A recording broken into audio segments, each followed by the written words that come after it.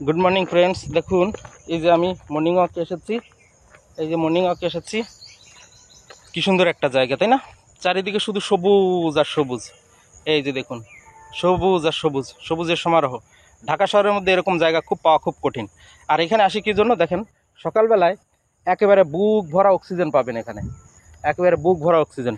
এই যে দেখেন আমার পিছনে কত বড় নিম গাছ, কত বড় একটা নিম গাছ। এখানে অনেক অনেক ঔষধি গাছ আছে, নিম গাছ আছে, তারপরে আমলকি আছে, হরিতকি, বহেরা, সব ধরনের গাছ আছে, সব নিম গাছ দেখেছেন তো। আপনারা এরকম প্রকৃতি যেখানে পাবেন সেখানে তো যাবেনই। আর যদি নাও পান, বাড়ির পাশে যেখানে হাঁটার মতো জায়গা আছে, আপনি প্রত্যেক দিন 1 ঘন্টা 45 মিনিট হাঁটবেন, তাহলে আপনার শরীরের সমস্ত জায়গাতে ব্লাড সার্কুলেশন ভালো থাকবে, কোনো পেইন যন্ত্রণা কিছুই হবে না। মোট কথা হচ্ছে শরীরকে অ্যাক্টিভ রাখতে আপনার এই মর্নিং ওয়াক বা এক্সারসাইজের অন্য কোনো অল্টারনেটিভ কিছু নেই। সবাই ভালো থাকুন, সুস্থ থাকুন।